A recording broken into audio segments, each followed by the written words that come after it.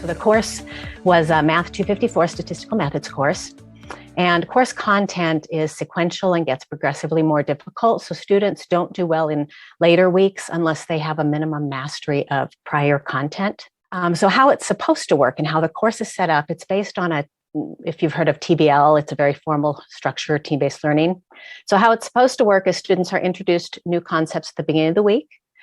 Then they're asked to apply the concepts to solve some problems. They submit their assignments, and I see what's going wrong, give them feedback, and by the end, they should be prepared. What happens in practice is it's very hard to communicate all the nuances in the mathematics in written or even video form when you're online. And so students are missing some things. So when they're asked to apply the concepts, they get frustrated. When they turn in their work, it's not good, or they decide not to turn part of it in. I give feedback, but they did the assignment wrong. So like the feedback is less, like it's valuable, but they never had the chance to do it right. And so they're kind of unprepared. And what ends up happening after a few weeks is students give up, they withdraw, they don't know what to ask. It's very common. What we decided was an early intervention, and this is actually part of the TBL, what's called the readiness assurance process, is after new concepts are introduced, students answer some questions individually, but then there should be some team discussion. So it's a synchronous quiz.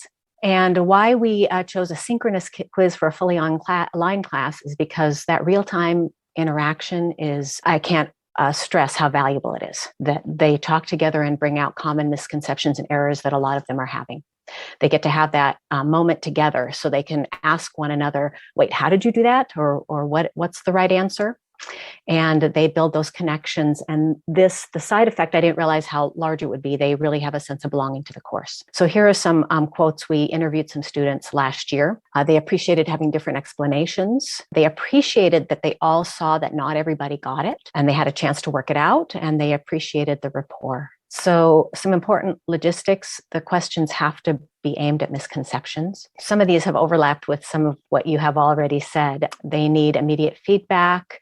They need to be encouraged to discuss. So immediate feedback and multiple tries in the moment is very important.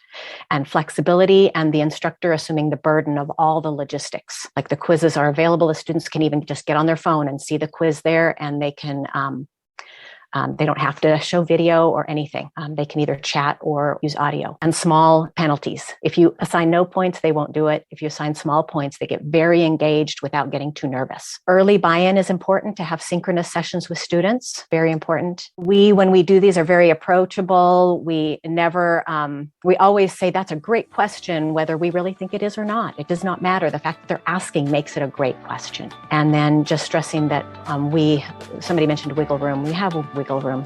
Compliance with policy is not important. You're just trying to get them engaged in learning. Thank you very much.